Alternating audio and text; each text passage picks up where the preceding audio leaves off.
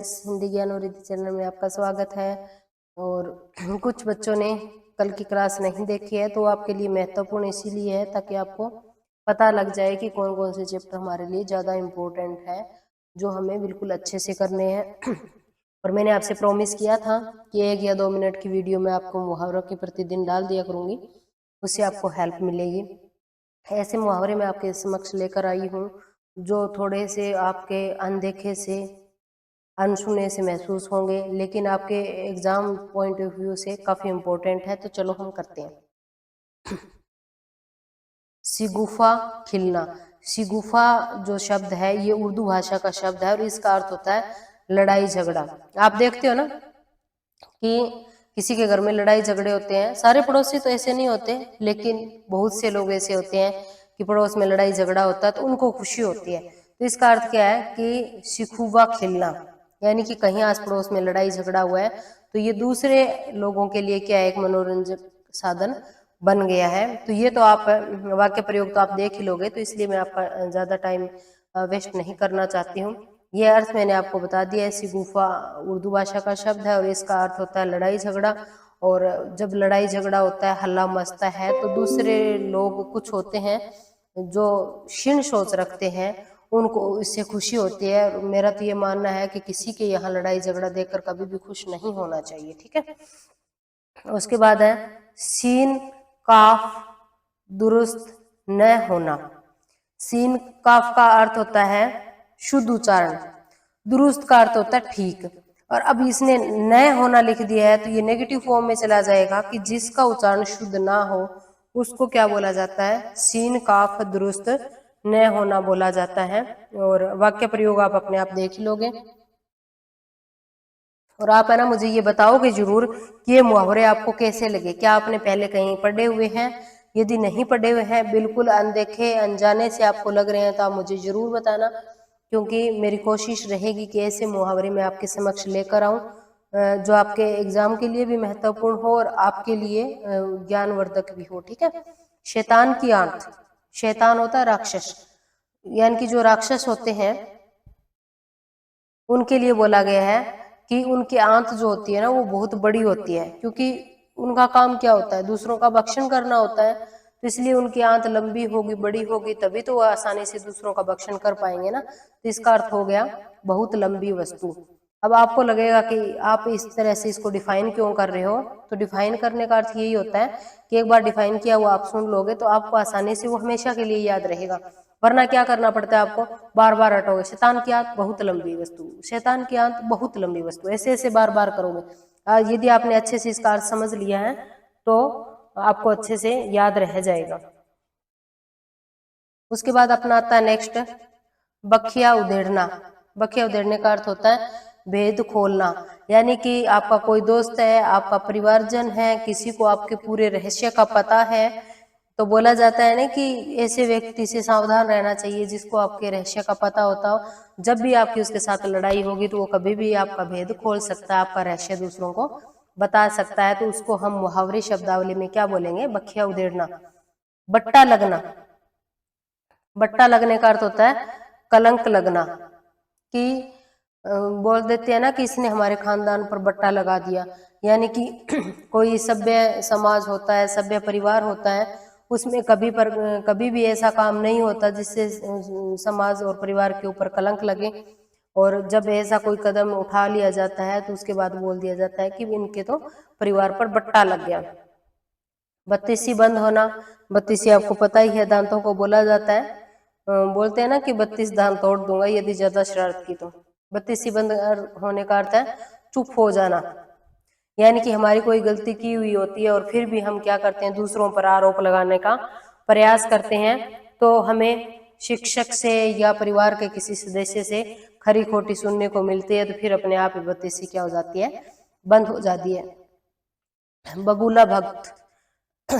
बगुले का अर्थ क्या होता है, बगुला जो बिल्कुल शांत स्वभाव का होता है, तो इसने क्या कहा है कि सज्जन के वेश में, कि आपको वेशभूषा से तो क्या लगेगा, सज्जन पुरुष है, अच्छा व्यक्ति है, सभ्य समाज से आता होगा, दिखाई तो ऐसे देगा, लेकिन उसकी जो विचारधारा होती है वो दुष्ट प्रवृत्ति की होती है, उसको बोला जाता है बगुला भक्त। बछिया का ताऊ, इसका अर्थ होता है मूर्ख व्यक्ति।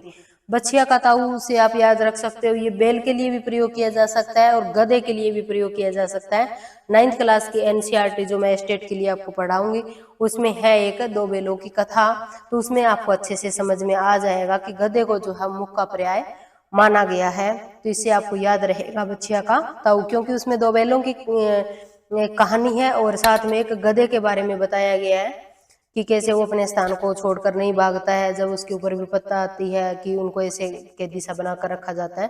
तो कि ये मूर्ख व्यक्ति का काम होता है कि वहां से उसको छुड़वाने का प्रयास किया जा रहा है लेकिन फिर भी वो वहां से भाग नहीं रहा है। तो इसलिए ऐसे करके आप इसको याद रख सकते हो।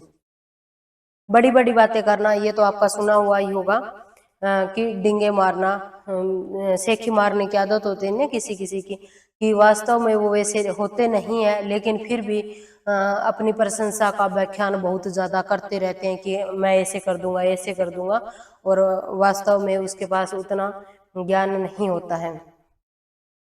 उसके बाद है अपना नेक्स्ट, दाई से पेट छिपाना। दाई का कार्य क्या होता है? डिलीवरी करवाना होता है ना।